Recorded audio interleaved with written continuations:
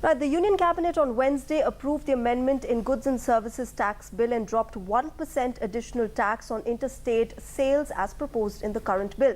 Now, the bill in its present form provides 100% compensation to states by the centre for the first 3 years, 75% for the fourth year and 50% for the fifth year. Now, the GST will be put forth for discussion and passage in the Rajya Sabha next week. The centre has been trying to form a broad consensus to pass the GST bill. GST has been billed as the biggest indirect tax reform the country has seen since independence. The government, which has agreed to a 5-hour debate on the GST bill in the Rajya Sabha, is keen to get the law passed during the ongoing monsoon session of the parliament that ends on August the 12th. The government has decided to table the Goods and Services Tax or GST bill next week. So far, consensus has been achieved on many issues with the states. These are consensus to keep the GST rate out of the constitutional amendment bill. The centre and states have agreed on broad principles of the GST rate and it will be lower than the current levels. Constitutional amendment bill will include mechanism of compensating the states for any loss of revenue in the first 5 years of GST implementation. On the issue of dual control, state finance ministers have told the Finance Minister Arun Jaitley that small businesses with a turnover of 1.5 crore rupees or less will be taxed only by the states. For businesses over 1.5 crore rupees, both state and the centre can get revenue from tax through a prescribed methodology. Consensus has been achieved for scrapping of an additional 1% tax to compensate manufacturing states who have been fearing revenue loss due to GST. Centre and state both have agreed to keep the GST Council to fix the tax rates and dispute resolution.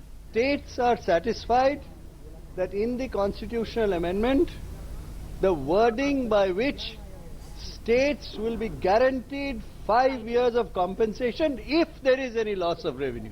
The only thing on which consensus alludes is the R&R or the revenue neutral rate. Kerala has asked that the R&R should be kept out of the constitutional amendment bill. The bill has been hanging fire for a long time due to stiff opposition from the Congress. The Congress has been demanding that the overall rate be capped at 18%, scrapping of an additional 1% tax designated to compensate manufacturing states that fear losing out revenue, and an independent mechanism to resolve disputes between states over revenue sharing. I would like to appeal to all political parties, particularly Congress party, not to create hurdles. In the passage of the GST, the Finance Minister had a detailed discussion with all the states for the last 1 year. We have been engaged in talks with Congress party, with other parties all these years. We have spoken to each and every party. There is a broad consensus.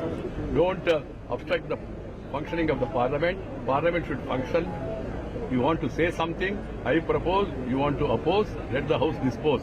That should be the attitude of all the political parties. हम एक सर्वसम्मति बना रहे हैं कि जब GST पास करने के लिए बहुत से मुख्यमंत्री राज्यों के बहुत से मुख्यमंत्री भाजपा शासित राज्यों के तो कह ही रहे हैं, जो भाजपा शासित राज्य नहीं हैं वो भी कह रहे हैं, चाहे पश्चिम बंगाल हो, उड़ीसा हो, बिहार हो, उत्तर प्रदेश हो, वो भी कह रहे हैं जीएसटी जितना जल्दी पास होगा देश हित में होगा.